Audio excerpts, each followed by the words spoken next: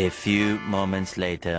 এখন আমাদের লাঞ্চ হয়ে গেছে, তো বিকালে প্ল্যান আছে আমরা মেলে যাব, কিন্তু এখন দেখো কি পরিমাণে বৃষ্টি হচ্ছে বাইরেটায়।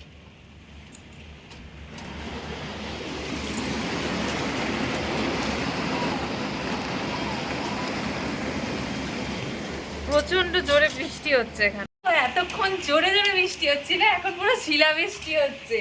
এই যে আমি একটা কুড়িয়েছি।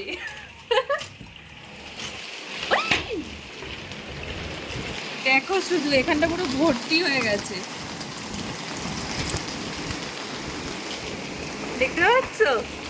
পুরো একদম ওয়েদার চেঞ্জ, পুরো খটখটে রোদ্দুর ছিল আর সেখান থেকে একদম শিলা বৃষ্টি। দেখি দুইয়ের পাহাড়টা কেমন লাগছে।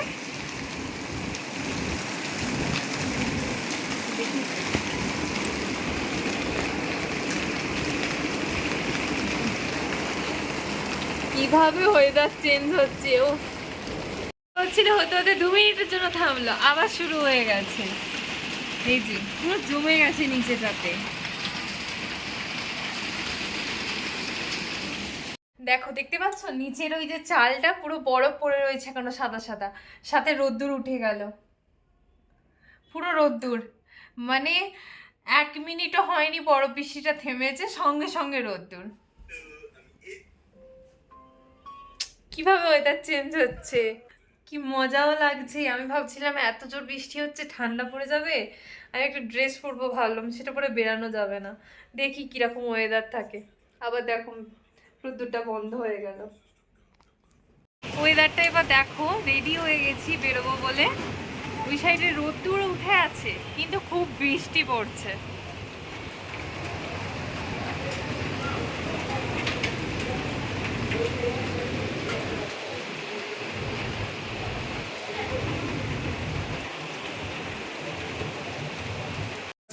অবশেষে বৃষ্টিটা থেমেছে, 5:30 বাজে। তো এখন আমরা বেরিয়ে পড়েছি ম্যালোর যাব বলে। চারিপাশে এত সুন্দর সুন্দর দোকানগুলো সাজিয়ে রেখেছে, জামা কাপড় বলো, ওখানে ফলের দোকান, এছাড়া জুয়েলারির দোকান, খুব সুন্দর লাগছিল দেখতে। এখানে আমগুলো কি সুন্দর, দেখেই মনে হচ্ছে খেয়ে নিই, ফলগুলো এত ভালো লাগছে।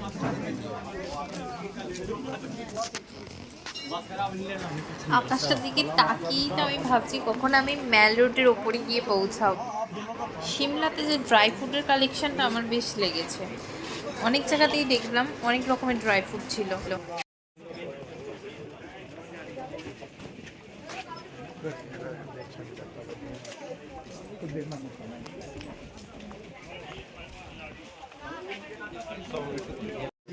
জুয়েলারিগুলো এত সুন্দর দেখতে লাগছিল, মানে প্রতিটা দোকানেই প্রায় জুয়েলারির যে সমস্ত কালেকশানগুলো দেখছিলাম আমি, খুব ভালো লেগেছে আমার। অক্সিডাইজেরই বলো কিংবা এমনি যে হয় লোকাল যে জুয়েলারিগুলো, ইমিটেশন যাকে বলি আমরা, তো ওগুলো খুব সুন্দর ছিল ডিজাইনগুলো। সবাই অনেক শপিং করতে ব্যস্ত আর আমি ভিডিও করতে। কি রে, পেটাই পাওয়াটা দেখে খুশি হয়েছিস? সারা দেয় না।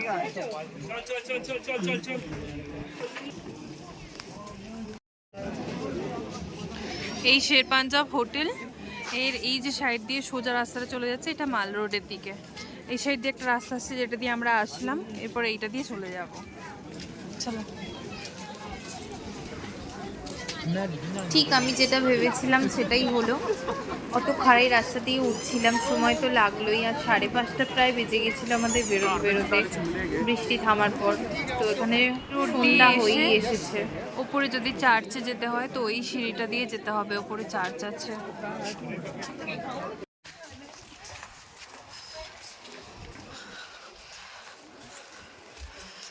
আমরা ঘুরে ঘুরে চার্চে উঠছি এই সাইড দিয়ে।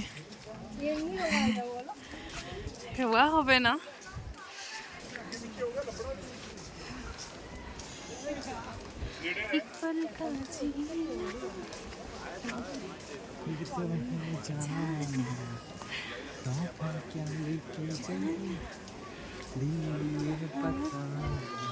খালি হাত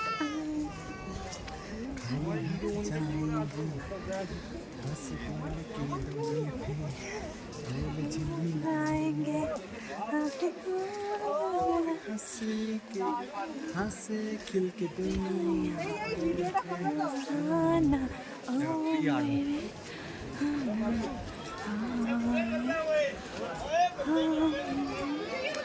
উফ, জাস্ট অসাধারণ জায়গা দেখো। এতটা কষ্ট করে হেঁটে এসে মনটা শান্তি হয়ে যাবে সবাই। আমি যে দৃশ্যটা চেয়েছিলাম তাতে ভিডিও করতে না পারলেও এই সানসেটটা দেখতে পেয়েছি। এতটা উঁচুতে উঠে এসেছিলাম আমরা, এটা খুব ভালো লেগেছে।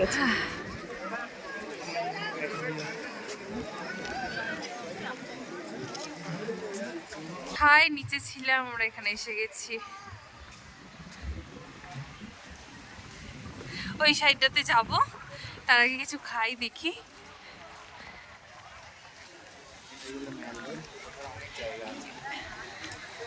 এই যে মোমো নেওয়া হয়ে গেছে। এইরকম ওয়েদার, সাথে গরম গরম মোমো, ও জমে যাবে। শুধু স্যুপটা এখানে নেই, আর কিছু না।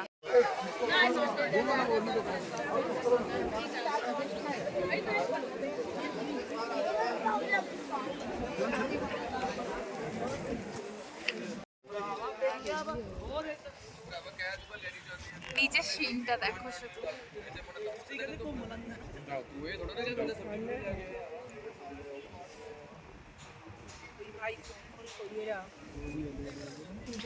তো আজকের মতন এখানেই কোনো স্টাফই আমরা বাড়ি ঢুকে পড়লাম। একটা মোমোতে পড়লো, কালকে অন্য একটা জায়গায় ঘুরতে যাব। মোটা আর ওর ভিতরে দুটো তিনটে অনেক ভালো হয়েছে। আজকে আমাদের ব্লগটা এখানেই শেষ করব। তো শেষ করার আগে বলে দিই, আজকে আমরা তো ঘুরলাম, কিন্তু এত ঠান্ডা হাওয়া, তার জন্য তাড়াতাড়ি চলেও এসেছি, আর বৃষ্টির জন্য তাড়াতাড়ি বেরোতেও পারলাম না। কালকে যখন বেরোবো আবার আপনাদেরকে নতুনভাবে নতুন জায়গা অনেক সুন্দর করে দেখাবার চেষ্টা করব, যাতে আপনাদেরও এগুলো দেখে আসার ইচ্ছাটা জাগে এবং আপনারা আসতে পারেন, সুবিধা হয়। আর এবার আমরা ডিনার করি, করে ফ্রেশ হয়ে খাওয়া দাওয়া করে শুয়ে পড়ি। আবার নেক্সটে দেখা হবে। Tata, good night. The next day. Good morning guys. তো আজকে আমাদের এই চা দিয়ে প্রথম সকালটা শুরু হলো। ঘুম থেকে উঠেছি, সাথে সাথেই চা এসে গেছে। তো এই ঠান্ডা আমেজের মধ্যে এই গরম গরম চায়ের চুমুক জাস্ট অসাধারণ লাগছে। এবার উঠি, ফ্রেশ হই, তারপর আমরা ঘুরতে বেরোবো।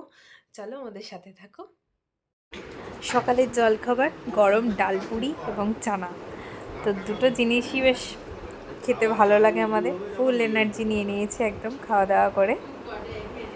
হাই, তো আমরা এবার বেরোবো, রেডি হয়ে গেছি, ঘুরতে বেরোচ্ছি। চলো সাথে থাকো আমাদের সঙ্গে, আমরা অনেক জায়গা ঘুরে দেখাবো। হোটেল থেকে বেরিয়ে আমরা এবার নিচের দিকে নামছি। তো এখানে রাস্তাটা প্রচণ্ড খাড়াই ছিল, এখান দিয়ে নেমেই আমরা রোড পাবো। সেই রোডে কিছুক্ষণ অপেক্ষা করতে হবে, আমাদের গাড়ি আসবে। পুরো নেমে যেতাম।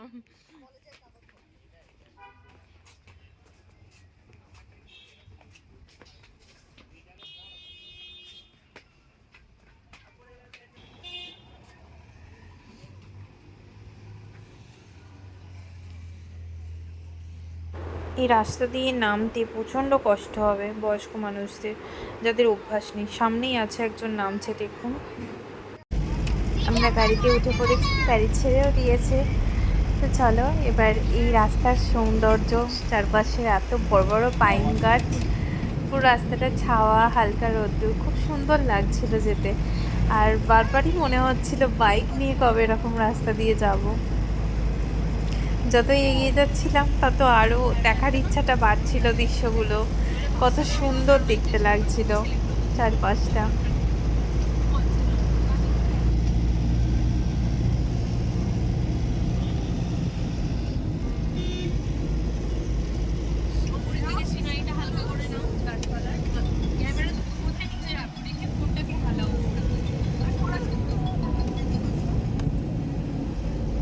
এই যে পাইন গাছগুলো, আমরা কতটা উঁচুতে আছি তাও পাইন গাছের এইটুখানিটা আমাদের কাছে এত মনে হচ্ছে। এই পাইন গাছের নিচের অংশটা আরও অনেক নিচুতে আছে, কত লম্বা এখানে পাইন গাছগুলো। এই সুন্দর দৃশ্যগুলো গাড়ি করে বসে দেখতে যাওয়ার সময় শুধু মনে হয় যে হ্যাঁ, কি তাড়াতাড়ি যেন কেটে যায় এই সময়গুলো। এত সুন্দর দৃশ্য, এত মনোরম একটা পরিবেশ।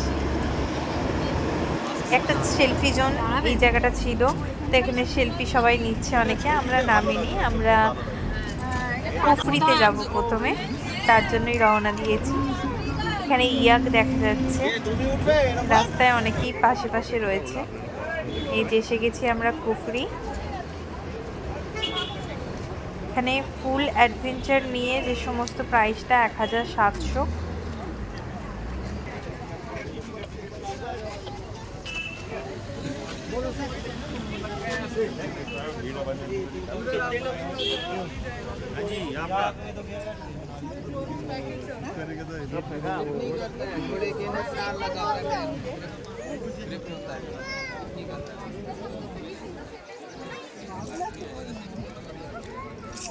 এটা হচ্ছে সাইট সিন কুফরি পয়েন্ট। তো এখানে এমনই রাস্তাটা, হেঁটে যাওয়ার কোনো পজিশন নেই, তো সেই হিসাবে ঘোরা তো করতেই হবে। অ্যাটলিস্ট আমরা এই বুট পরে তো এখান দিয়ে হেঁটে যেতে পারবো না। এত ঘোড়ায় পিঠে করে যাওয়ার তো আমার একদমই ইচ্ছে ছিল না। নিজের খুশি একটা ঘুরতে গেছি, সেখানে একটা অবলা জন্তু পিঠে করে যেতে হবে, কিন্তু কি করব, সবাই একসঙ্গে আছি, তো যে না যাবে তাকে অনেকক্ষণ ওয়েট করতে হবে, আর যারা যাবে তাদেরও ভালো লাগবে না। এছাড়া ইচ্ছা হচ্ছিল না, তাও ঘোড়ার পিঠে উঠলাম। দেখা যাক কীরকম হয় অ্যাডভেঞ্চারটা আমাদের। ছোটো বাচ্চাগুলো খুব ভয় পাচ্ছিল কিভাবে যাবে। ইনফ্যাক্ট আমি যখন ঘোড়ার ওপর বসি তখন আমার নিজের প্রচণ্ড ভয় লাগছিল একটা, আর হাসিও পাচ্ছিল, কি একটা হচ্ছিল যেন। তো অবশেষে আমরা আমাদের যাত্রা শুরু করলাম। তা আমাদের প্রথমে আমরা 4 জন একসাথে আমরা যাচ্ছিলাম, কারণ একটা মানুষই 4টে ঘোড়াকে পরিচালনা করে ওপরে নিয়ে যাচ্ছিল, আর ওদের টিকিট সিস্টেম ছিল কিছু একটা। তো প্রথমে আমাদের 4 জনকে ছেড়েছে, তারপর আবার একটা অন্য গ্রুপের কিছু জন গেছে আবার আমাদেরকে, তো একই সাথে ছাড়েনি। আমরা প্রায় 14 থেকে 15 জন ছিলাম।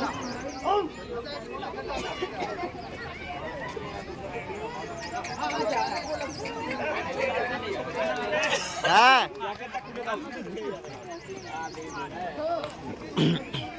चलो जी इधर आओ आगे, लेडीज आ जाओ इधर।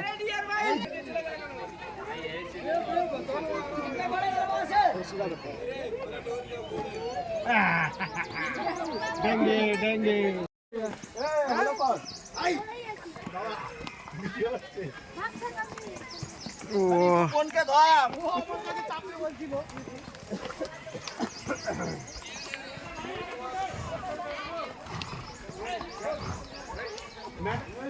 हम लोग चौथा का गुरु में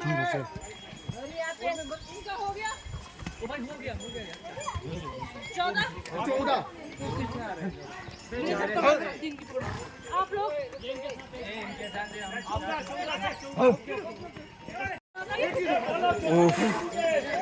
ভেরি অ্যাডভেঞ্চার।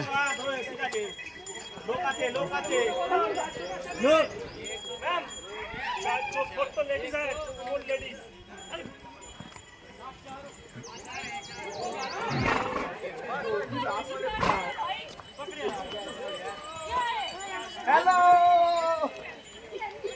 এ দুষ্টু, भैया हाँ जी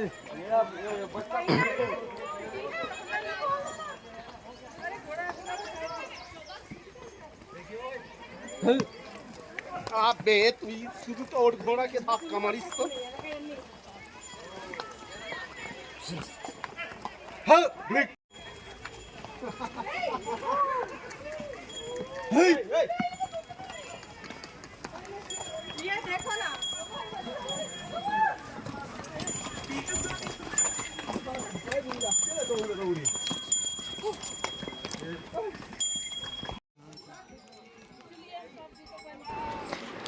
অবশেষে আমরা এসে উপরে পৌঁছে গেলাম একটা রোমাঞ্চকর জার্নির পরে।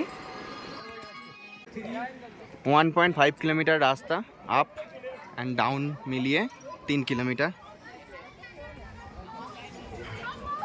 তো এখান থেকে এবার অনেক রকম সুন্দর সুন্দর দৃশ্য, সিন সিনারি দেখতে পাওয়া যাবে। ব্লগ বানাচ্ছি ওটা না বলি। হ্যাঁ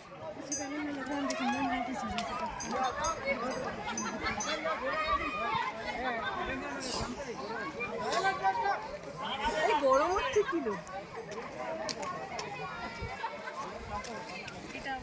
How is the juice? দাও দাও কোন দাও। হাই স্যার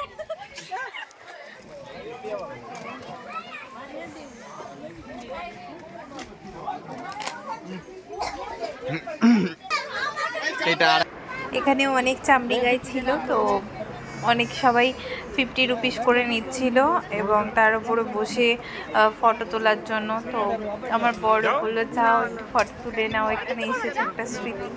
তো গিয়েছিলাম, আরও একটু এগিয়ে গিয়ে আমি দেখতে পাই যেখানে কাপেল একসাথে বসে ফটো তুলতে পারছি। তো তার আগে আমি তুলে নিয়েছিলাম, তারপর আমরা তুললাম না, বাট দেখে খুব ইচ্ছা ছিল যে হ্যাঁ এটা করলেই ভালো হতো।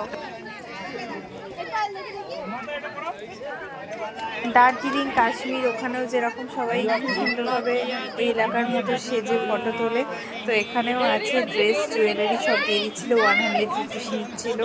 তো এখানেও সাজতে পারো, তবে এখানে সিনারিটা অত বেশি ভালো লাগছিল না, পিছনে ব্যাকগ্রাউন্ডটা অত ভালো আসতো না, সেই হিসাবে আমি সাজিনি।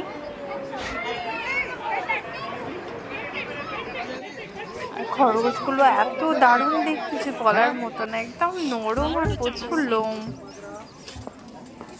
এখানে ওপরেও বেশ অনেক সুন্দর সুন্দর জিনিস বিক্রি হচ্ছিল, একটা ছোটোখাটো মার্কেট বসেছিল এখানেও, এবং অনেক ম্যাগি পাওয়া যাচ্ছিল, খাবার অনেক রকম জিনিস পাওয়া যাচ্ছিল। তো বেশ ভালো লাগবে জায়গাটা। এটা হচ্ছে টেলিস্কোপ পয়েন্ট। তো এখানে এসে খুব খারাপ লাগলো এটাই যে আমাদেরকে মিথ্যে বলে আনা হয়েছিল ওপরে। ওটা শুধুমাত্র ঘোরার চার্জই ছিল 500 টাকা, আর কিচ্ছু ঘোরায়নি। দুপুরে লাঞ্চ করার জন্য আমরা একটা হোটেলে দাঁড়িয়েছিলাম, তো সেখানেই আমরা আমাদের লাঞ্চটা সেরে নিলাম।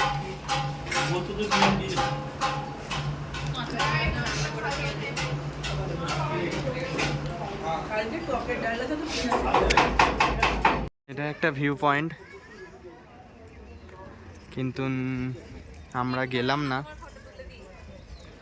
তার কারণ হলো এটা যেতে লাগবে প্রায় 45 থেকে 50 মিনিট, আর আসতে লাগবে 8 ঘন্টা। 4 কিলোমিটার হাঁটতে হবে, নাহলে ঘোড়া করে যেতে পারো।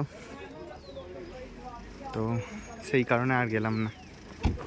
সত্যি বলতে কুফরির এই ঘোড়া জার্নির পর আর ওখানে গিয়ে এরকম যে বাজে ব্যবহার, যে আমাদের মিথ্যে বলে নিয়ে যাওয়া, তো এই সমস্তর জন্য আর একদমই ভালো লাগেনি।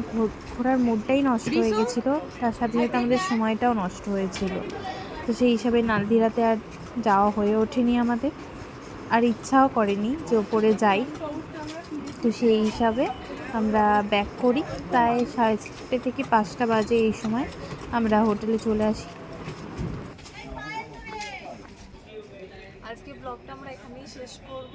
রাতে আর সেরকম কোথাও যাবো না আজকে, যে সত্যি শরীর খুব খারাপ হয়ে গেছে একটা। আমরা এই প্রথম জার্নিটা করে খুব ভুল করেছি একটা বড়।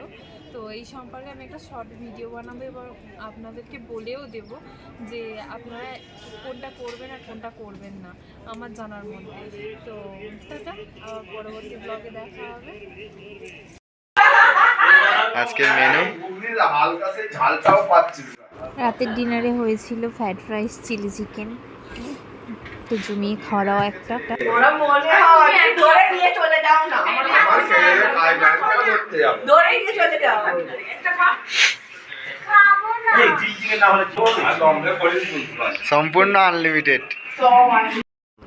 আজ বাড়িতে থাকলে সবাই মিলে একসাথে হয়তো খুব মজা করতে করতে খেলা দেখতে যেতাম স্টেডিয়ামে। যেহেতু বাড়িতে নেই, তাই হোটেলেই সবাই একই সাথে বসে একটা ছোট্ট টিভির মধ্যে আমরা খেলাটা খুব দারুণভাবে এনজয় করলাম সবাই মিলে।